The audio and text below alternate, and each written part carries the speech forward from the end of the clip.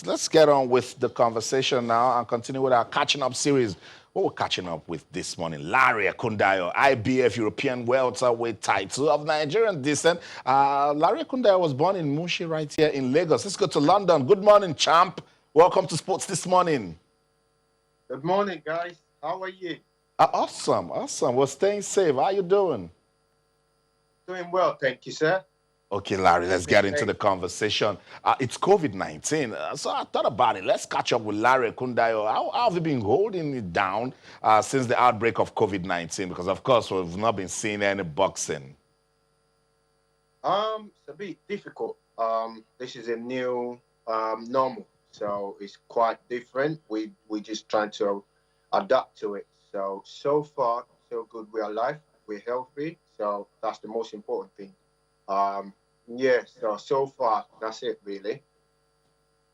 Mm. So, Also, there will be boxing from next month actually, but you have to be behind closed door. Okay, Larry. Let me throw this one in quickly. In terms of what you've missed because of the pandemic, maybe fights or things that you will have done. I mean, let's talk about the effects on a personal note for you. This period that the lockdown and everything. What have you missed most in your career and everything around you? Um, what I've missed most is having access to gym and also do what I love to do.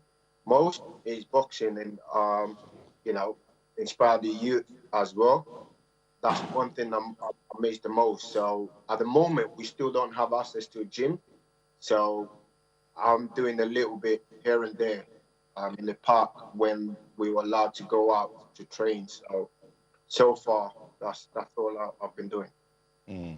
Larry, COVID-19 has also given us another opportunity to make an impact, to touch lives, to be of support to either vulnerable persons or people in the society that requires our help. I've been catching up with sports personalities as yourself to know what you guys have been doing. What have you been up to? Well, we have the first thing is try to encourage people to stay alert and be aware of the COVID-19 that's real and stay safe. Um, Myself and the other diaspora athletes, I was contacted by Dr. Shield regarding the support that we athletes in diaspora that we're working on. The project is called the Dr. Shield Care Pro, what's it called? Sorry, I'm a bit messed up there. Dr. Shield Care thing for the COVID-19 to help people to help provide food and help for people in Nigeria, hundreds, thousands of people to feed them in Nigeria. So that's what we're working on at the moment. So trying to raise a fund for that. Sounds good.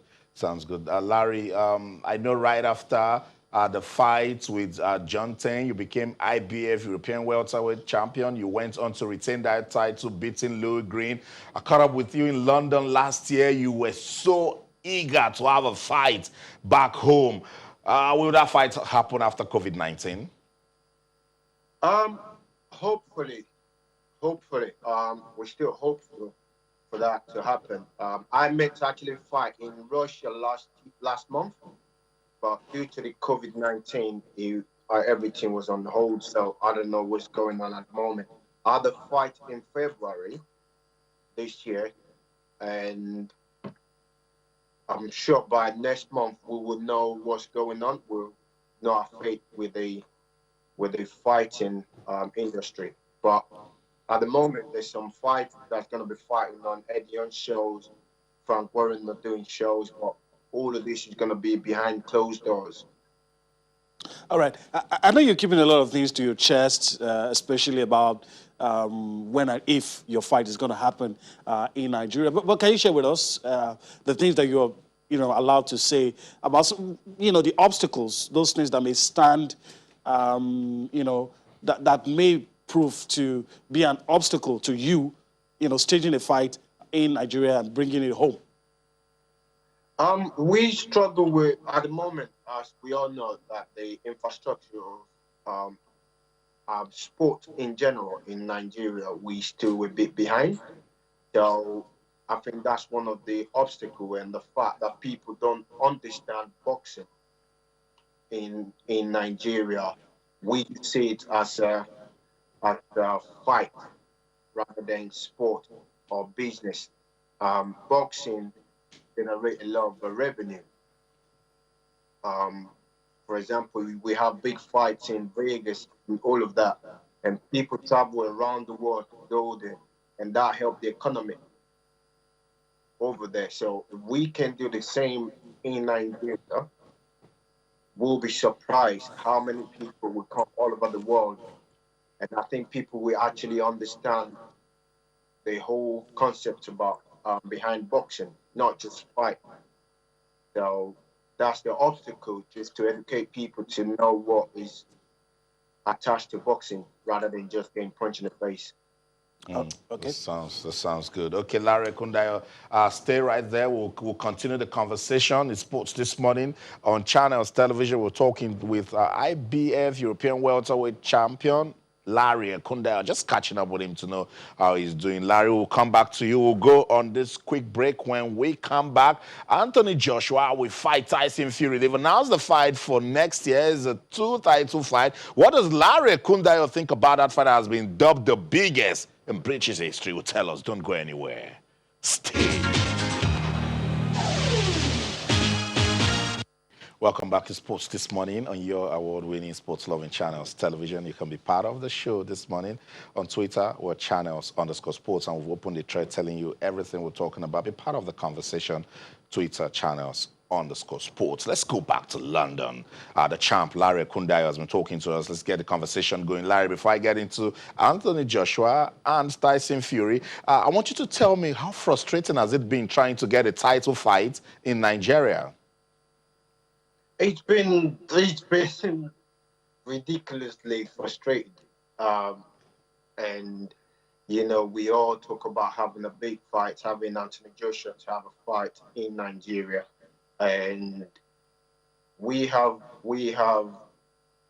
myself, and there's so many other fighters around the world that doing a great thing. I think it's only right for us to come home and bring the whole world, the whole globe behind us to come to visit Nigeria.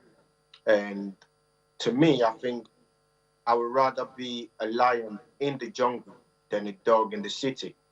So why we stay in foreign land to showcase our talent? Let's come home. And we have other fighters. As soon as one person do it, everyone else will want to be part of it. And that will help our economy, also help the youth, and I think it's just right for us to do. All right, Larry, before we let you go, you're based right there where those two fighters we're going to talk about are based. We just want to have your thoughts on the fight between, when it happens, the fight between Anthony Joshua and Tyson Fury. As a boxer, as somebody who knows all the tricks of the game and everything, where do you think the pendulum will swing? All right, look, this I'm gonna have to see on the fence on this. Anthony Joshua is my pal. Tyson Fury, we both for the same team, MTK Global. So I'm with MTK Global. Um, Tyson Fury is with MTK Global. But that being said, I always think the fight is 50-50, regardless. Um, what AJ have shown in his last fight, he actually shot a lot of people up, because before, when you lost to Andre Ruiz, there's a lot of people criticizing him, like he's so robotic and all he does is fight. But then it showed another side that no one's ever seen in him, which is box smart. And I think it's a 50-50 fight. Tyson Fury, they both know each other well. Apart from the business side, they're good friends as well. So this is just this is like another day in the office for these guys. So I would say 50-50.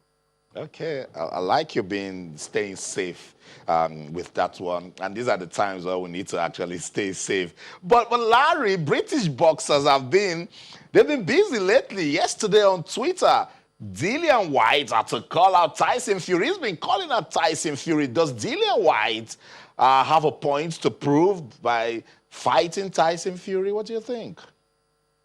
All right. So Dylan White has been a number one contender in WBC for a very long time now, and I think also WBO or something, and he hasn't got a chance.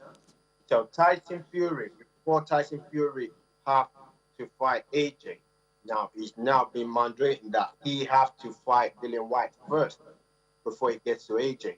So that's the new rules for him. What they I think is the WBA sanctioned him that he has to fight Dylan White.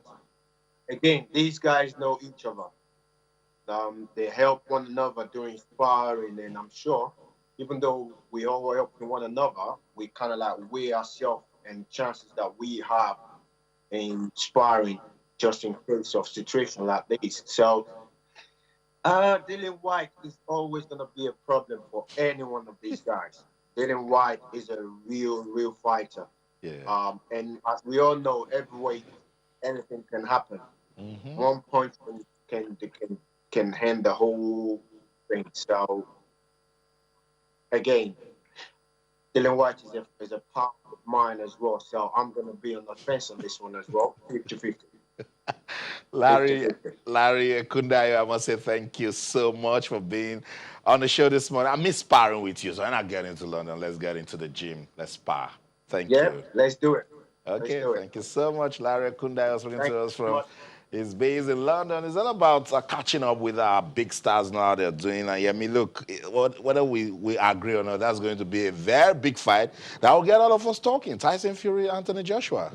Yeah, a big fight, no doubt. And I don't even know what to say. I mean, just imagining that fight is huge in itself. And I hope they surmount all the obstacles and be able to get that fight done. Yeah. Too many hurdles to I cross. know. There's Deontay Wilder somewhere saying, look, I still have a last fight with this guy. You guys, I don't know what you're talking about. So hopefully we're going to get that fight next year and I will talk about it. Thank you again once again.